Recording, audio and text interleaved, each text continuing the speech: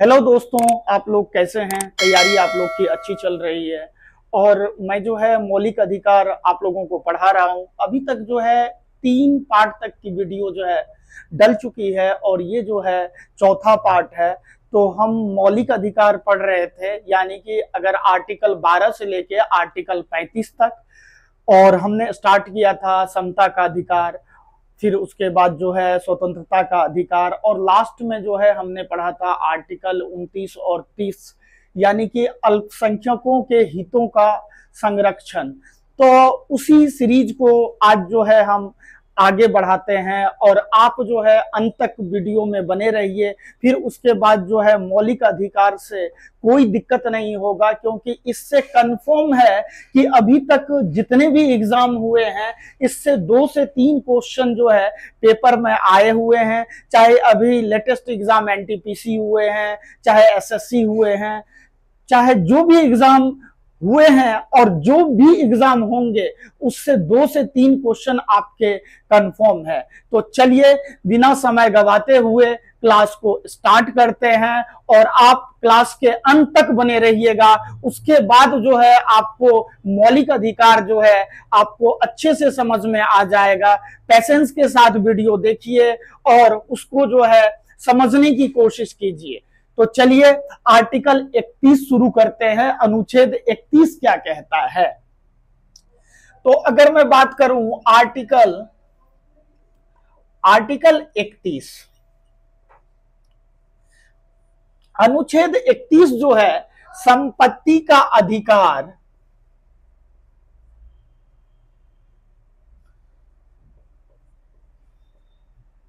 संपत्ति का अधिकार,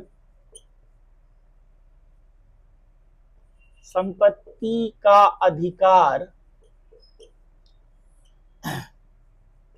संपत्ति का अधिकार को जो है अनुच्छेद 31 में जो है हटा दिया गया और इसको जो है आर्टिकल 301 के तहत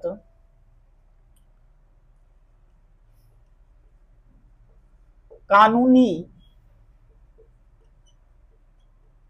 अधिकार बना दिया गया।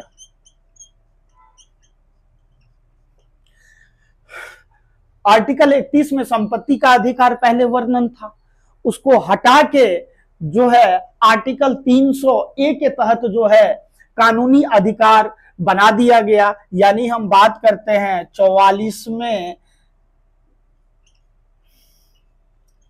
संविधान संशोधन 1978। संविधान में 44वां संविधान संशोधन हुआ था 1978। तो यहां तक आप लोग को जो है समझ में आ गई होगी बातें। अब देखिए, अब जो हम स्टार्ट करते हैं वो करते हैं आर्टिकल 32। तो आर्टिकल 32 में क्या क्या प्रावधान है?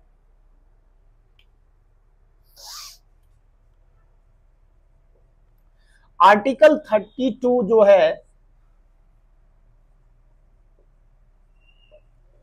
संवैधानिक उपचार।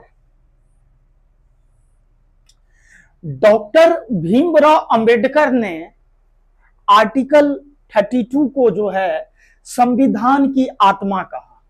क्या कहा?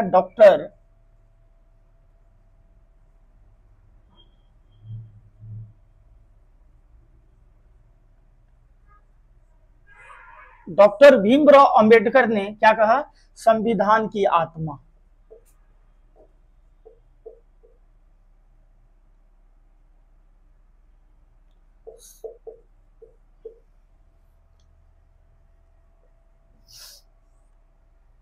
अब देखिए, प्रस्तावना को भी संविधान की आत्मा कहा जाता है। तो क्वेश्चन यहां से बन सकते हैं पेपर में। अगर क्वेश्चन पूछे पेपर में कि संविधान की आत्मा किसे कहा जाता है, तो आप क्या आंसर टिक करेंगे? आप आंसर टिक करेंगे प्रस्तावना। अगर पूछेगा क्वेश्चन कि भीमराव अंबेडकर ने संविधान कि आत्मा किसको कहा, तो क्या कह रहेंगे, आर्टिकल 32 यानी कि संवैधानिक उपचार को जो है डॉक्टर भीमराव अंबेडकर ने संविधान की क्या कहा, आत्मा कहा। तो अब देखिए आर्टिकल 32 के तहत इसमें जो है 5 तरह के रीटें जारी होती है। कितना, संवैधानिक उपचार में आर्टिकल 32 के तहत जो है रीटें जो है, कितनी रीटें जारी होती है, 5। तो पहला जो है बंदी प्रत्यक्षी,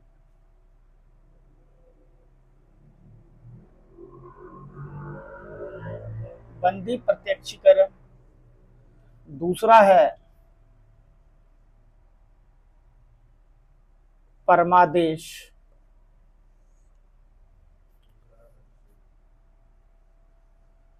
तीसरा है प्रतिषेध।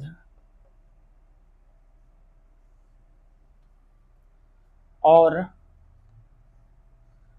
चौथा है उत्प्रेषण।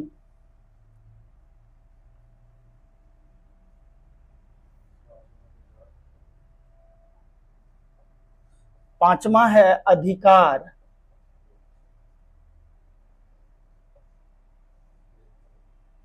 प्रेक्षा।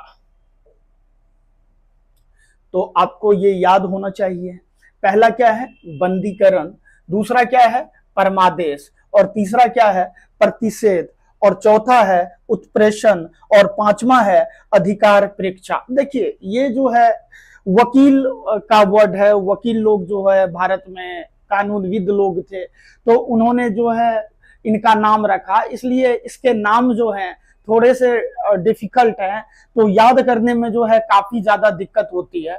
और परीक्षा में अगर क्वेश्चन यहीं से ज्यादातर पूछे जाते हैं तो बच्चे को जो है सबसे ज्यादा कंफ्यूजन होता है और क्वेश्चन जो है गलत होने की संभावना सबसे ज्यादा होती है। तो मैं आपको जो है आसान तरीके से को याद कराने की कोशिश करूंगा।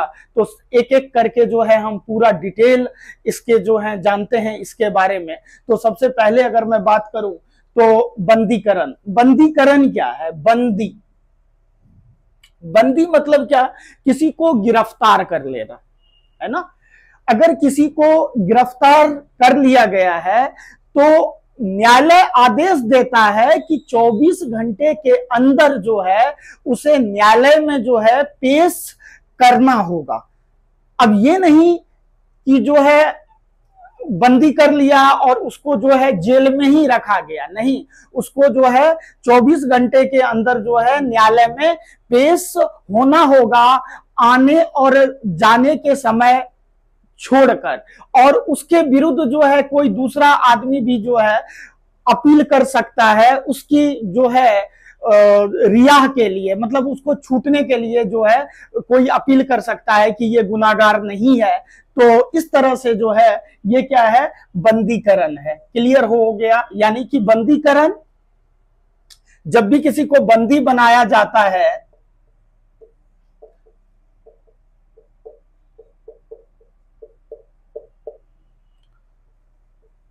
तो 24 घंटे के अंदर न्यायालय में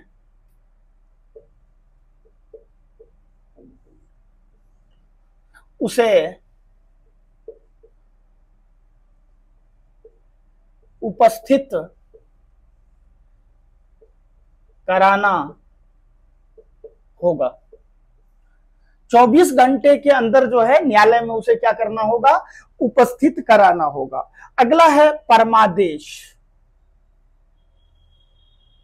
अब देखिए परमादेश क्या होता है।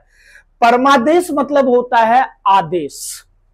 न्यायालय आदेश देता है कि कोई भी सार्वजनिक पद पर कोई अधिकारी अपना काम जो है वो सही ढंग से नहीं कर रहे हैं, तो इसकी जांच की जाए और अधिकारी को आदेश देता है कि अपना काम जो है अच्छे ढंग से करे, समझ गए बात को? यानी कि सरकारी पद पे कोई अधिकारी है, वो जो है अपना दायित्व जो उनका काम है वो सही ढंग से नहीं कर रहे हैं, तो न्यायालय ऐसे में आदेश देता है कि लोगों का जो है मौलिक अधिकार उल्लंघन हो रहा है, तो उस कंडीशन में क्या होगी कि अपना काम सही ढंग से करे।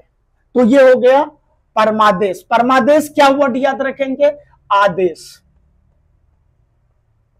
है ना। तो सरकारी अधिकारी क्या करता है? अपना दायित्व का निर्वाह जो है सही ढंग से नहीं करता है, और इस कंडीशन में न्यायालय जो है आदेश देता है कि उस अधिकारी को अपना काम जो है सही ढंग से करे। ये क्या हो गया? परमादेश हो गया। अब देखिए प्रतिषेध क्या होता है।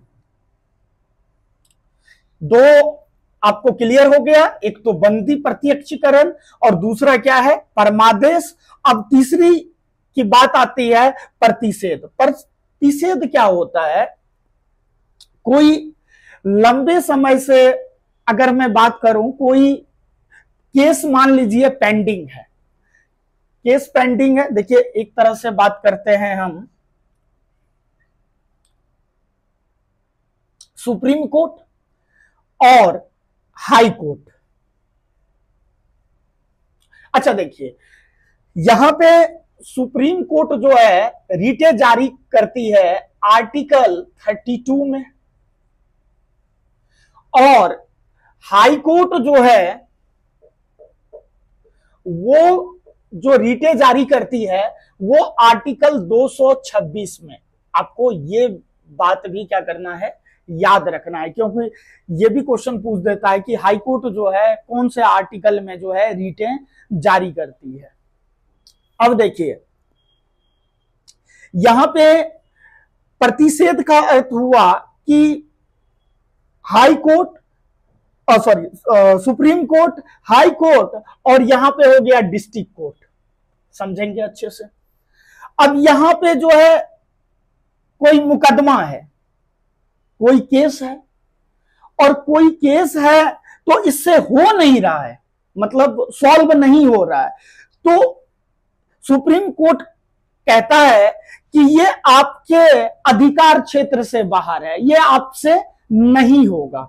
आप जो है इस जो भी मामला आपके पास न्यायालय में पड़ा हुआ है वो आप जो है कहां, हमारे पास जो है ट्रांसफर कीजिए। बात आया समझ में? कोई भी अगर मुकदमा है किसके पास? हाई कोर्ट के पास, तो सुप्रीम कोर्ट कहता है कि आप हमारे पास जो है आप क्या कीजिए? ट्रांसफर कीजिए, क्योंकि आपके अधिकार क्षेत्र से बाहर है, आपसे इसका फैसला जो है नहीं हो पाएगा। बात आया समझ में? अब देखिए उसी तरह जो है मान लीजिए डिस्ट्रिक्ट कोर्ट के पास है कोई, तो डिस्ट्रिक्ट कोर्ट के पास है तो हाई कोर्ट कहता है कि आपके पास जो मुकदमा है वो आपसे नहीं हो पाएगा, आप क्या कीजिए? हाई कोर्ट के पास जो है ट्रांसफर कीजिए। इतनी बातें क्लियर हो गई। डिस्ट्रिक्ट कोर्ट होता है, उसके बाद हाई कोर्ट में क्या किया जाएगा? इसको ट्रांसफर हो जाएगा। तो ये कौन सा है? ये आपका हो गया प्रतिषेध। अब देखिए उत्प्रेषण क्या होता है? उत्प्रेषण और प्रतिषेध दोनों मिलता जुलता है। अब देखिए उत्प्रेषण क्या है?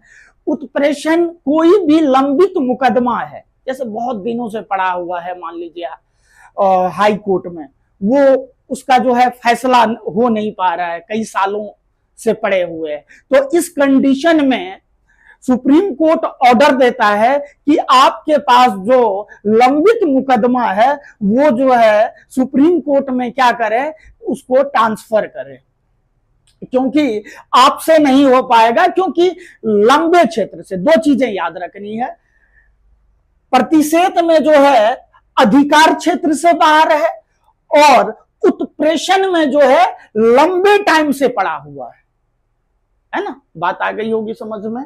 एक बार फिर मैं रिपीट करता हूं, प्रतिषेध में जो है आपके बस का नहीं है इसको सॉल्व करना, ऐसे समझ लीजिए, आपके बस का नहीं है सॉल्व करना।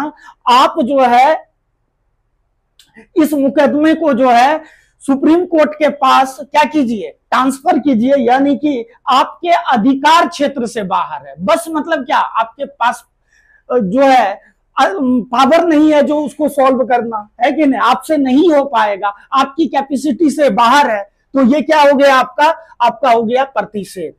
क्लियर। और उत्प्रेषण में क्या होता है, उत्प्रेषण में होता है बहुत समय से लंबित मुकदमा है, उसको जो है आपसे सॉल्व नहीं हो पा रहा है, तो लंबित याद रखना है उत्प्रेषण के लिए, और प्रतिषेध याद रखना है अधिकार क्षेत्र के लिए। क्लियर है। मुझे उम्मीद है कि आपको जो है ये बातें क्लियर हो गई होगी।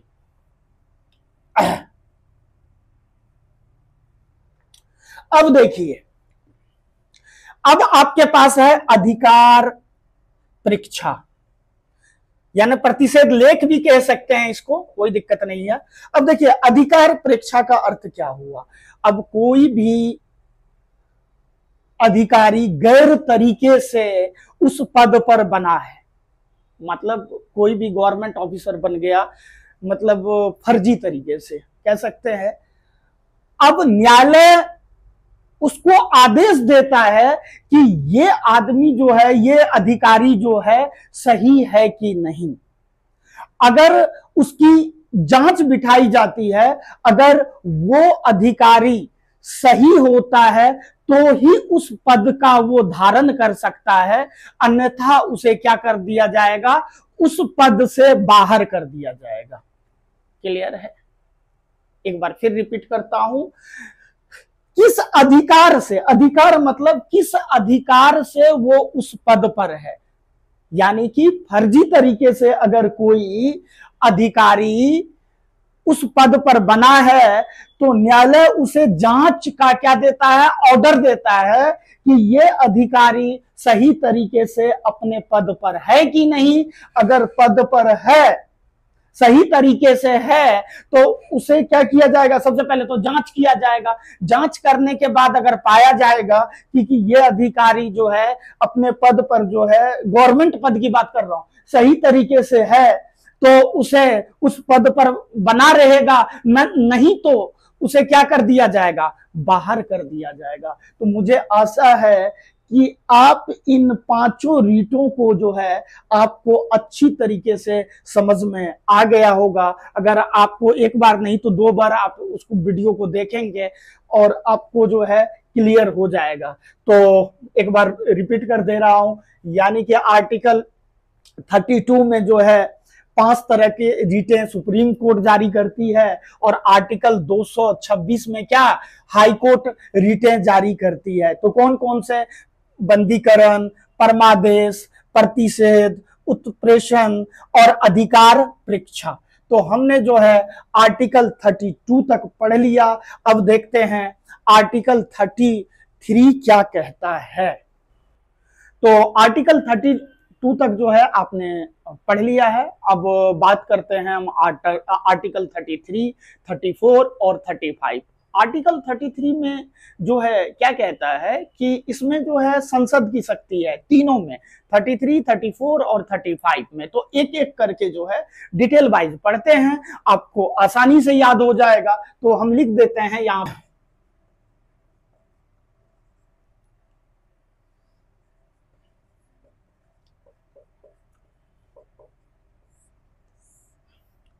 अब देखिए,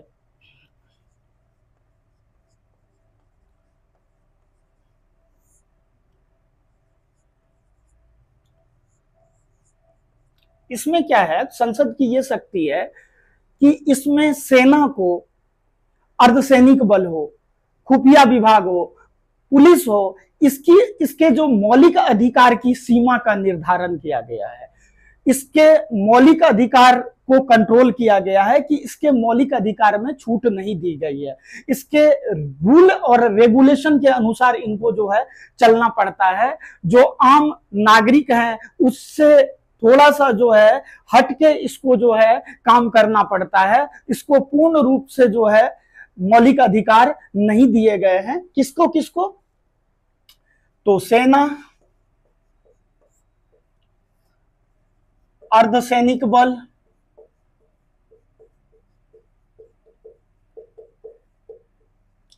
उसके बाद पुलिस, खुफिया विभाग,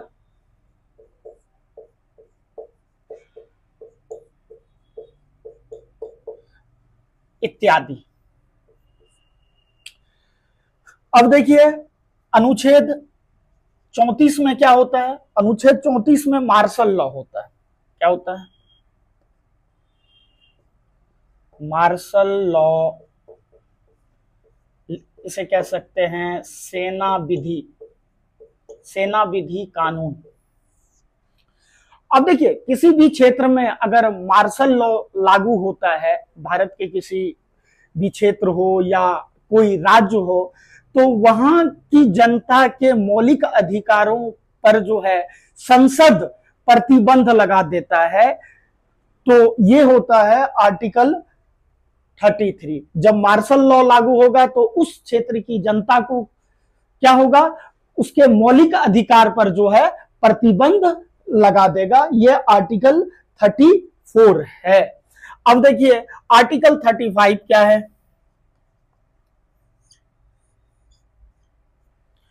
आर्टिकल 35 में पूर्ण रूप से संसद का पावर है कि वो मौलिक अधिकारों में क्या कर सकते हैं? बदलाव कर सकते हैं, चेंजेज कर सकते हैं, यानी कि आर्टिकल में चेंज कर सकते हैं। लेकिन राज्य विधान मंडल में ये पावर नहीं है।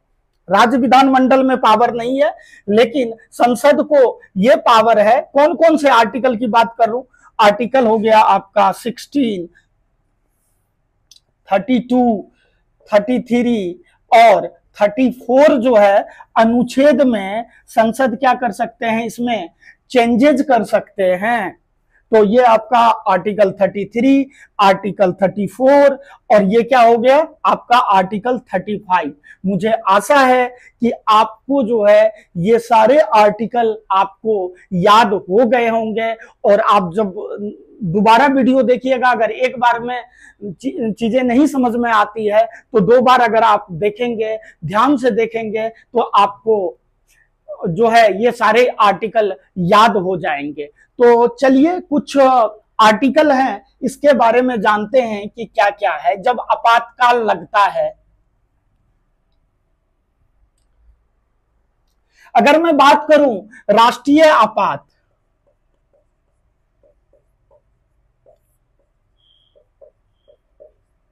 राष्ट्रीय आपात की बात करूं तो आर्टिकल 352 में जब लगता है, तो ऐसे दो आर्टिकल हैं जो नहीं छीन सकते। हमारी दो आर्टिकल ऐसे, बाद बाकी सारे आर्टिकल खत्म हो जाते हैं, लेकिन दो आर्टिकल ऐसे हैं जो हमारे नहीं खत्म होते हैं। दो आर्टिकल कौन नहीं खत्म होते हैं वो जानते हैं। आर्टिकल आपका 20 और आर्टिकल आपका 21 जो है, आपात लगने पर ये आर्टिकल खत्म नहीं होते हैं। बाद बाकी जितने भी आर्टिकल हैं वो सारे क्या हो जाते हैं? खत्म हो जाते हैं। ये आर्टिकल खत्म नहीं होते हैं जब राष्ट्रीय आपात लगते हैं। कौन से आर्टिकल में? आर्टिकल 352 में राष्ट्रपति शासन लगता है ना। उसके बाद क्या होता है? राज्य में राज्यपाल का शासन लगता है। उसके बाद वित्त आपात है, वो जब हम राष्ट्रपति के पावर पढ़ेंगे तो वहां पूरा डिस्कस करेंगे सारे तथ्यों पे। तो अभी फिलहाल जो है हम मौलिक अधिकार के टॉपिक पर हम बात कर रहे हैं, तो इसलिए हम जो है मौलिक अधिकार की चीजों को मैंने बताया। अब देखिए कुछ आर्टिकल ऐसे हैं जो भारतीय नागरिक को प्राप्त है लेकिन विदेशी को नहीं, यानी कि विदेशी नागरिक को प्राप्त नहीं है। कुछ आर्टिकल ऐसे हैं जो भारतीय को भी प्राप्त हैं और विदेशी को भी प्राप्त हैं। तो देख लेते हैं पेपर में, कभी कल जब पेपर का लेवल टफ करता है तो यहां से क्वेश्चन आ जाते हैं। वैसे अगर मैं आर्टिकल 33, 34 अगर बात कर रहा हूं तो ये जो है क्वेश्चन का लेवल अगर टफ होता है तो यहां से क्वेश्चन बनते हैं। तो देखिए सबसे पहले हम जानते हैं भारतीय को कौन से मौलिक अधिकार प्राप्त हैं। केवल भारतीय की बात कर रहा हूं।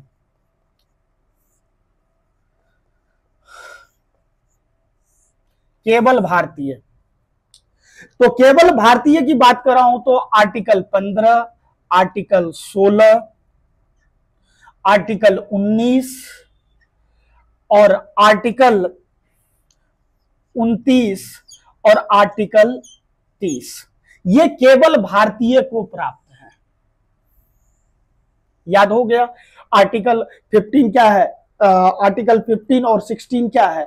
आपका जो है समता का अधिकार है। आर्टिकल 19 क्या है? स्वतंत्रता का अधिकार है। और आर्टिकल 29 और 30 क्या है? अल्पसंख्यक के हितों का संरक्षण है। ये आर्टिकल 29-30 में है, इसका प्रावधान है। तो अब देखिए, अब दोनों को कौन कौन से प्राप्त है? दोनों को अगर मैं बात कर लूं, दोनों को भारतीय और विदेशी को कौन कौन से प्राप्त है, तो 14, आर्टिकल 14, उसके बाद जो है आर्टिकल 20, 21, 21A, उसके बाद 21 के बाद जो है 23, 24 और 25 से लेके 28 तक जो है ये भारतीय और विदेशी दोनों को प्राप्त है। 14, 20, 21, 21A, 23, 24 और 25 से लेके 28 तक जो है ये दोनों को प्राप्त है, और ये दोनों को प्राप्त है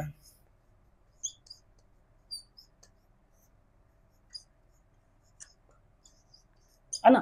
तो केवल भारतीयों को क्या क्या प्राप्त है? 15, 16, 19, 29 और 30, और दोनों को प्राप्त है, यानी कि भारतीय और विदेशी दोनों को प्राप्त है। ये कौन से हैं? 14, 20, 21, 21A, 23, 24 और 25, 26, 27 और 28।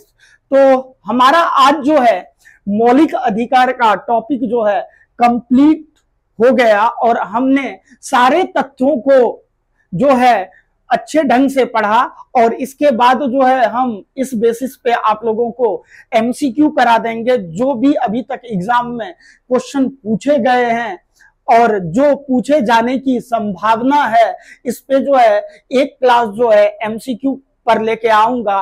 और आप कमेंट बॉक्स में जरूर लिखकर बताइएगा कि आपको ये क्लास कैसा लगा। अगर क्लास में कोई संशोधन करना हो या कुछ त्रुटि हो तो उसको जो है वो भी लिखकर बताइएगा, क्योंकि हो सकता है परफेक्ट कोई भी नहीं है, कमी को सुधारा जाएगा। कोशिश करूंगा कि बेहतर से बेहतर कंटेंट देने की, और कोई कमी पे काम किया जाएगा। और आपको चैनल देखने के लिए जो है धन्यवाद। आप इसी तरह चैनल को देखते रहिए, वीडियो को लाइक कीजिए, शेयर कीजिए, और कमेंट बॉक्स में जो है अपना फीडबैक जरूर दीजिए। Thank you so much. फिर मिलते हैं अगली क्लास में।